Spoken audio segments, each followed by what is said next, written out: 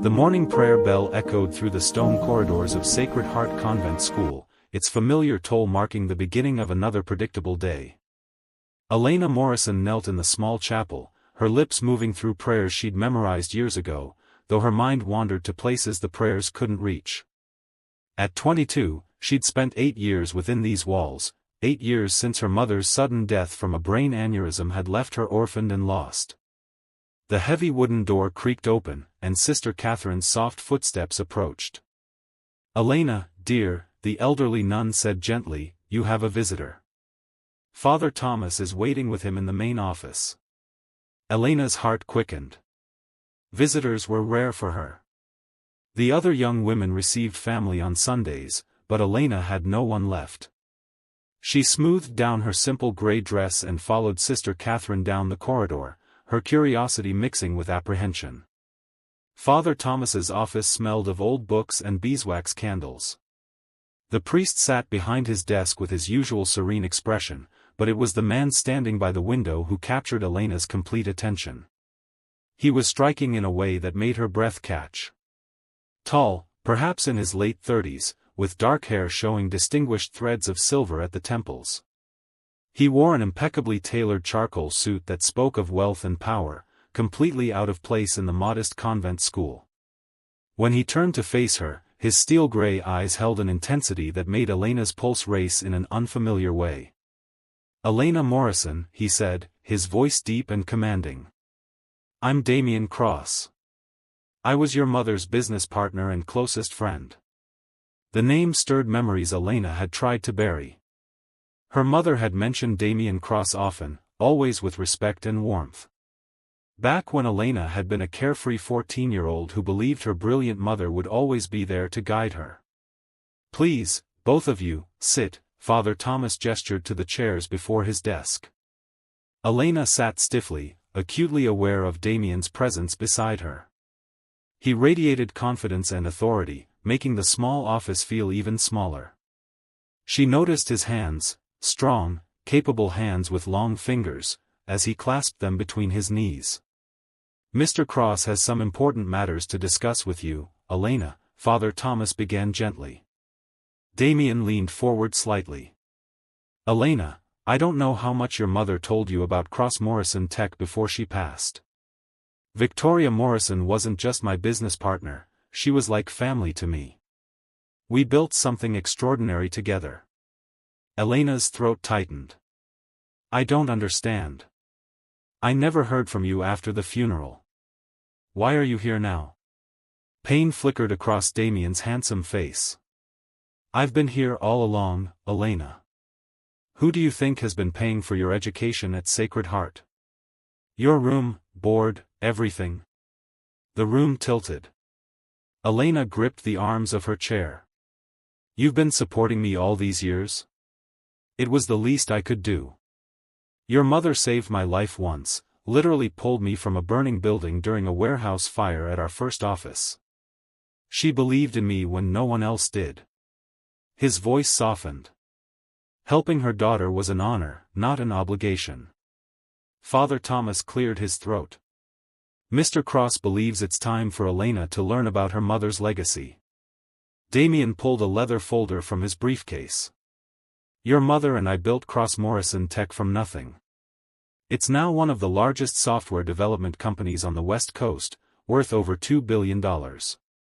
When Victoria died, she left you 40% of her shares.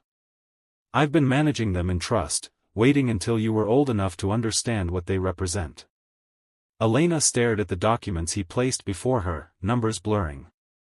"I don't know anything about business or technology.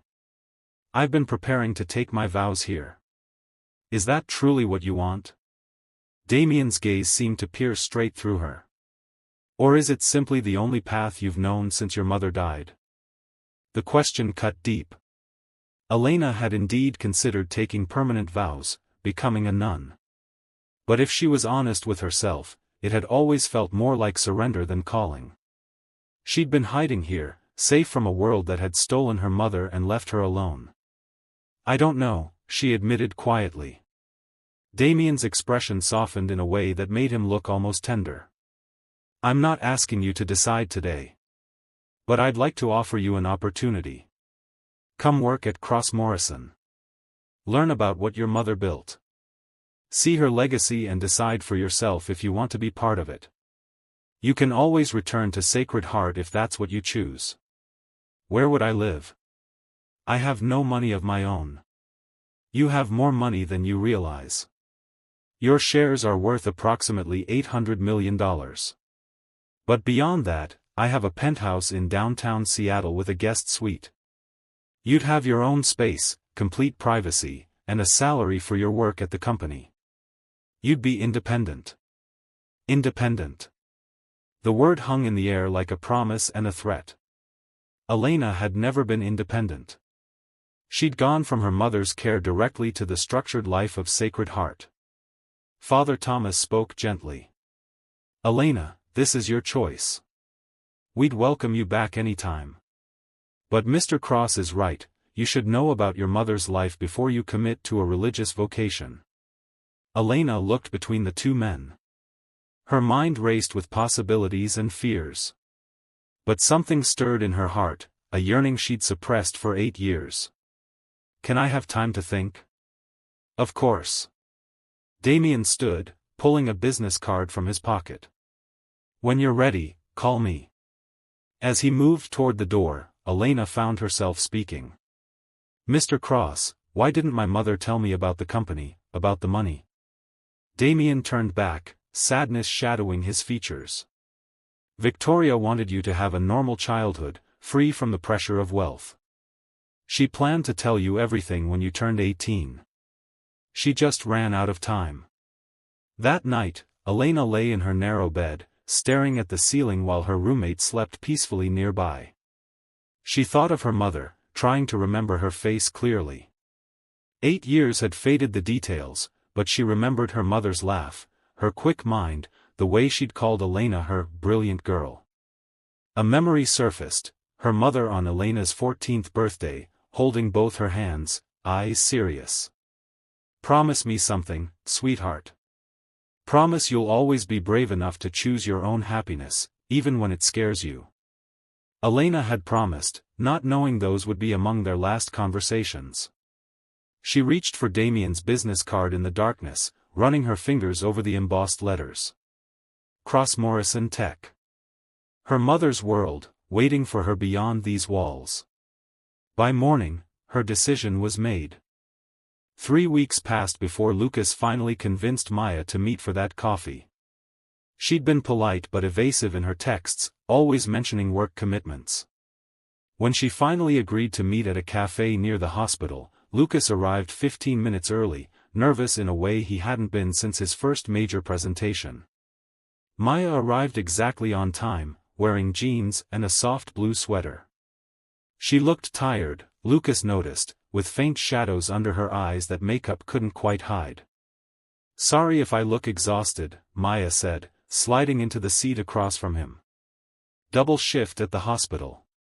One of our patients had a rough night. Their coffee date turned into lunch, then into a walk through the nearby park. Over the following month, Lucas and Maya fell into a pattern of stolen moments between her shifts. Dinner dates when she wasn't too tired. Movie nights at her small apartment. Long phone conversations that stretched past midnight. Lucas found himself completely captivated. Maya was funny, intelligent, and deeply compassionate. She told stories about her young patients that made him laugh and cry in equal measure. But he also noticed things that concerned him. She sometimes canceled plans last minute with vague excuses. She occasionally winced as if in pain, then brushed it off. On their dates, she often wore scarves or hats even indoors. One evening, after a particularly romantic dinner at his apartment, Maya and Lucas shared their first real kiss. It started tender and gentle, then deepened with the weeks of building attraction. Lucas pulled her close, his hands in her hair, and felt her relax against him. In that moment, everything felt perfect and right. Stay, Lucas whispered against her lips. Maya pulled back slightly, conflict clear in her eyes. Lucas, I want to, but... But what? Talk to me, Maya. I feel like there's something you're not telling me. She looked away. It's complicated. I don't care about complicated, Lucas said, cupping her face gently. I care about you. Maya's eyes filled with tears, but she blinked them back. I care about you too. More than I should. Why shouldn't you? She kissed him again instead of answering, and Lucas let it go, not wanting to push. But the question lingered between them. 2 weeks later, Lucas invited Maya to a charity gala his firm was hosting. She agreed reluctantly, and when the evening arrived, she looked stunning in a simple black dress. But halfway through dinner, Maya suddenly went pale, her hand gripping the table. I need to go, she said, her voice strained. I'm sorry, I don't feel well. Let me take you home, Lucas insisted, immediately concerned. No, I'll be fine. It's just a migraine. I get them sometimes. Lucas watched her rush out, frustrated and worried. Something was wrong, and Maya wouldn't let him in. What he didn't know was that Maya had just finished her 3rd round of chemotherapy that morning. The cancer in her lymph nodes was spreading despite treatment, and every day she fell deeper in love with Lucas while knowing she was living on borrowed time. She'd already lost one man when she told him about her diagnosis. Her ex-boyfriend had left within 2 weeks, unable to handle the reality of her illness. Maya couldn't bear to see that same fear and rejection in Lucas's eyes. So she kept her secret, even as it tore her apart inside, knowing that eventually, the truth would destroy everything beautiful they'd built together. 3 months into her new life, Elena had transformed. She'd cut her long hair into a modern style, updated her wardrobe, and become an integral part of the Cross-Morrison team. She'd discovered a natural talent for user interface design, creating software that was both powerful and intuitive. But it was her relationship with Damien that had truly evolved. They spent nearly every waking hour together, at the office, working late, sharing meals at the penthouse. Their conversations deepened, moving from business to personal territory. One night, working late on a crucial product launch, Elena finally confessed, I never felt called to religious life. I was just hiding. I didn't know how to exist in a world without my mother. Damien looked up from his laptop, his gray eyes intense. I understand hiding. I never married because I kept comparing every woman to Victoria. Not romantically, she was like a sister. But I measured everyone against her brilliance, her passion. No one ever came close. He paused. Until you. The air between them grew thick with tension. Elena's heart pounded as Damien stood and walked around the desk toward her. Elena, I need to tell you something. Don't, she whispered, standing to meet him. Don't talk. Not yet. She reached up and kissed him. For a moment, Damien froze. Then he pulled her against him, kissing her with a hunger that made her knees weak. His hands tangled in her hair, and Elena melted into him, experiencing her first real kiss and feeling like she was finally, truly alive. But then Damien pulled away abruptly, his expression anguished. We can't. Your mother trusted me to care for you, and I'm betraying that trust. This is wrong. How is this wrong? Elena demanded, tears stinging her eyes. I'm an adult. I choose this. I choose you. You don't understand what you're saying. You've been sheltered your entire life. I'm 16 years older than you. I'm your mentor, your guardian in a sense. He stepped back. We need to maintain professional boundaries. Over the following weeks, Damien became cold and distant. Elena was heartbroken, throwing herself into work to distract from the pain. Then came the board meeting where several members questioned her rapid rise in the company. It's suspicious, one board member said bluntly. The girl shows up out of nowhere, and suddenly she's involved in major decisions. Mr. Cross, are you manipulating Miss Morrison to maintain control of her shares? Elena stood, fury blazing through her. How dare you? Damien Cross is the most honorable man I've ever known. He's spent 8 years supporting me anonymously, asking nothing in return. He's taught me about my mother's legacy and helped me find my own voice. If you can't see his integrity, that's your failure, not his. After the meeting, Damien caught her in the hallway. Elena. I love you, she said simply. I know you think it's wrong, but I love you anyway. And I think you love me too. His expression cracked, showing the raw emotion beneath. I do. God help me, I do. Elena couldn't sleep that night. She'd confessed her love to Damien, and he'd admitted loving her back, but nothing had changed. He still believed their relationship would betray her mother's trust. Unable to rest, Elena went to the company archives. She'd been researching her mother's early work and wanted to review old documents. That's when she found it, a sealed envelope with her name written in her mother's handwriting, filed with her mother's final legal documents. With trembling hands, Elena opened it. My darling Elena. If you're reading this, I'm gone, and you're old enough to understand. I've asked Damien to watch over you because he's the best man I know. But I need to tell you something important. Damien has been alone for so long. He's devoted himself to work, never allowing himself to truly live. And you, my sweet girl, you have such a capacity for love. If you two find each other, if something develops between you, don't let guilt or fear stop you. I would want nothing more than for the two people I love most to find happiness together. Damien will think he's betraying me, but he's not. He's honoring me by caring for my daughter in every way. Be brave, Elena. Choose love. Choose life. Don't hide the way Damien has been hiding. All my love, Mom. Elena clutched the letter to her chest, crying and laughing at the same time. The next morning, she drove to the company retreat in the mountains where Damien was leading a strategy session. She found him alone on the deck overlooking the forest. Elena?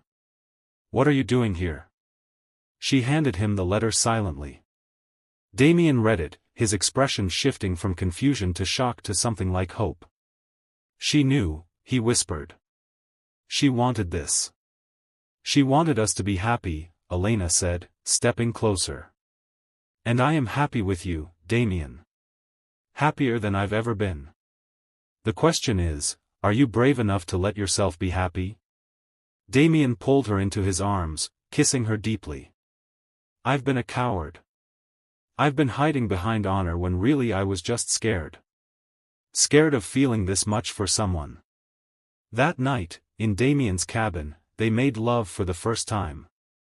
Damien was gentle and patient, guiding Elena through her first intimate experience with reverence and passion. You're sure? He kept asking, and each time Elena pulled him closer, showing him with her body what words couldn't express. Afterward, wrapped in his arms, Elena felt complete. No more hiding, she whispered. No more hiding, Damien agreed, kissing her forehead. But we should keep this quiet for a while. Let people adjust to the idea gradually. For 6 weeks, they conducted a secret relationship. But hiding their feelings at work became increasingly difficult. Then a rival tech company offered Elena a position as Chief Innovation Officer with a massive salary, clearly hoping to acquire her shares and talent. The rival CEO implied Damien was manipulating her. You're just a pawn in his game, Miss Morrison. He's using your inexperience against you. The accusation planted seeds of doubt that Elena struggled to ignore. Elena stared at the rival company's offer, old insecurities flooding back. Was she really talented, or had Damien been protecting her? Did he love her, or was this all part of some elaborate scheme? She avoided Damien for 3 days, claiming she was sick. But on the 4th day, she arrived at the office to find chaos. The annual shareholders' meeting had been moved up, and Damien was making an unexpected announcement. Elena slipped into the back of the conference room just as Damien began speaking. I need to address some rumors, he said, his voice steady but his eyes searching the crowd until they found Elena. There's been speculation about my relationship with Elena Morrison. I want to be completely transparent. The room fell silent. I'm in love with her, Damien said simply. I have been for months. And to prove that my feelings have nothing to do with business or control, I'm transferring all decision-making power over my shares to an independent trust. Elena's shares will remain entirely hers, managed by advisors of her choosing. I'm removing any possible conflict of interest. The board erupted in shocked murmurs. Elena stood frozen, her heart pounding. Furthermore, Damien continued, Elena Morrison has proven herself to be a brilliant innovator in her own right. Her work on our new interface design has generated over $50 million in new contracts. She earned her place here through talent, not favoritism. One board member stood. This is highly irregular, Mr. Cross. The age difference, the history. Elena found her voice. She strode to the front of the room, pulling her mother's letter from her bag. I'd like to share something. She read the letter aloud, her voice strong and clear. When she finished, there were tears in several eyes. My mother knew what she was asking of Damien. She trusted him with her legacy and her daughter. And she blessed whatever we might find together. Elena turned to face the board. I'm keeping my shares. I'm staying at Cross Morrison Tech. And I'm going to continue my mother's work of building software that changes lives.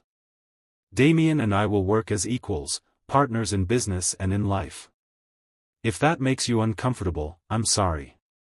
But I'm not apologizing for choosing love. The room erupted in debate, but eventually, the board accepted the relationship. Several members who'd known Victoria even smiled, saying it seemed like something she would have orchestrated.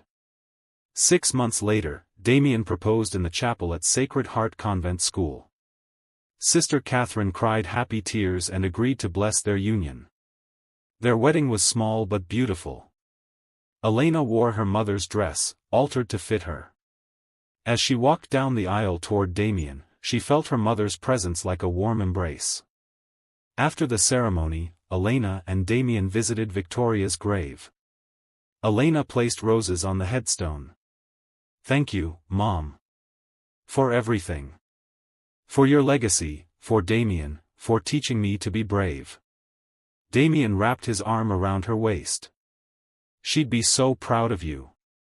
She'd be proud of both of us, Elena corrected. For choosing love over fear. As they walked away from the cemetery, Elena looked back once at the convent school visible in the distance, the place that had sheltered her when she was broken. She'd found safety there, but beyond its walls, she'd found something even more precious, herself, her purpose, and a love that honored her mother's greatest wish. Elena Morrison had spent 8 years hiding from life. Now she was finally, beautifully alive.